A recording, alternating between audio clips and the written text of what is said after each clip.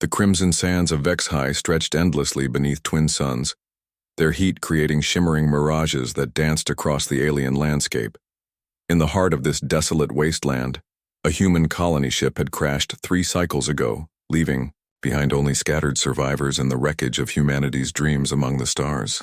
12-year-old Marcus Chen knelt beside the makeshift grave of his younger sister, placing a small metal flower he'd crafted from ship debris atop the mound. The other survivors had moved deeper into the canyon for better shelter, but Marcus couldn't bring himself to leave Elena behind. Not yet. The growl that rumbled across the desert made his blood freeze. From behind a jagged outcropping of crystalline rock, the Vexhai apex predator emerged.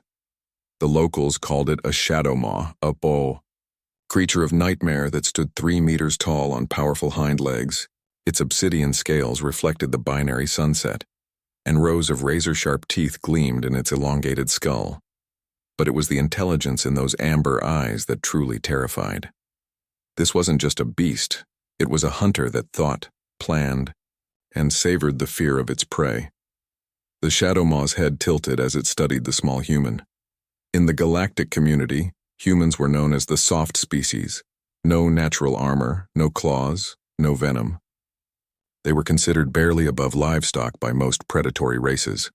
The creature's lips pulled back in what might have been mistaken for a smile if one didn't know better.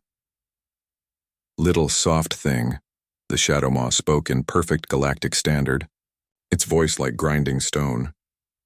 "You smell of grief and salt water. How appetizing." Marcus slowly stood, his hands empty of weapons. The colony's few remaining plasma rifles were with the adults, and he had only a maintenance tool on his belt. His heart hammered against his ribs, but he didn't run. Elena's grave was behind him, and he wouldn't dishonor her memory by abandoning her to this monster.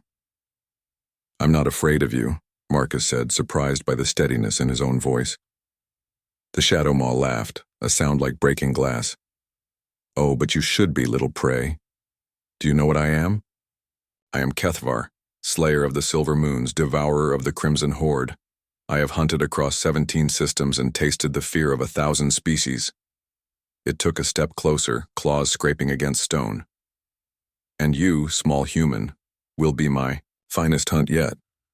Behind Kethvar, movement caught Marcus's eye. From the shadows of the canyon walls, other shapes emerged. Not more shadow maws, but something else entirely. Sleeker creatures with silver fur and intelligent golden eyes. The Vexhai pack hunters, natural enemies of the shadow maws. The pack leader, distinguished by intricate bone ornaments woven through its mane, approached cautiously. These creatures rarely interfered in a shadow maw's hunt, but something had drawn them here. "The soft thing shows no fear scent," the pack leader observed, its voice a melodic counterpoint to Kethvar's grinding tones. "Curious." Kethvar snarled. "Fear will come, Zarathek.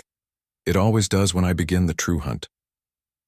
Marcus looked between the 2 apex predators, his mind racing. His sister had always been the brave one, the one who stood up to bullies at the colony school. Now she was gone, and he was alone with monsters who saw him as nothing more than meat. But as he stood there, something shifted inside him. The grief that had been crushing his spirit began to transform into something else entirely. "You want to hunt me?" Marcus asked, his voice growing stronger. "Then let's make it interesting." Without warning, he sprinted toward the nearest canyon, wall where loose scree created a treacherous slope. Behind him, Kethvar roared with delight and gave chase, his massive form covering ground with frightening speed. But Marcus wasn't running blindly.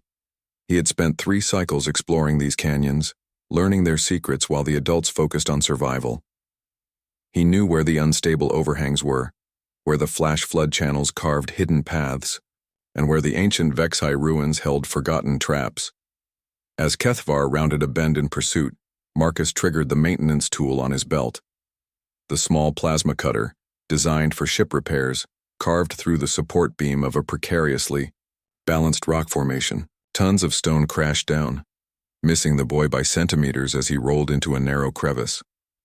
Kethvar wasn't so fortunate. Though the rockfall didn't kill him, it pinned his left leg beneath a massive boulder. The great predator thrashed and roared, his earlier confidence replaced by rage and pain. Marcus emerged from his hiding spot, no longer the frightened child who had knelt by his sister's grave. "You made a mistake," he said, walking slowly toward the trapped shadow maw. "You thought being human made me weak. But you don't understand what we are."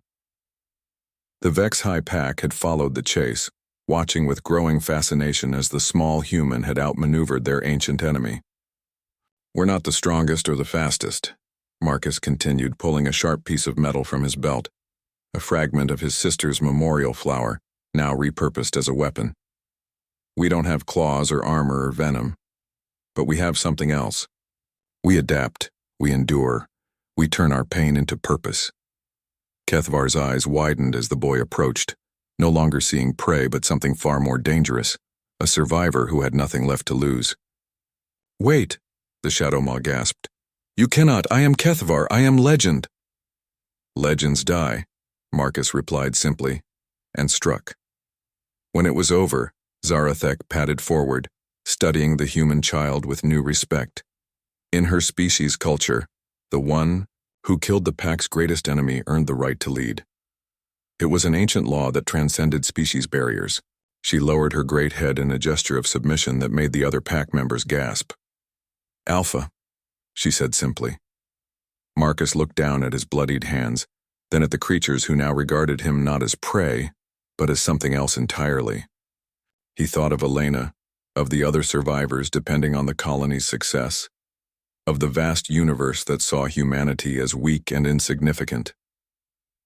"Get up," he told Zarathek. "We have work to do." As the binary suns set over the alien landscape, a human child walked back toward the colony with a pack of apex predators at his side. The galaxy might see humanity as the soft species, but on this day, on this world, they had learned a fundamental truth that would echo across the stars. Sometimes the most dangerous predator is the one you underestimate.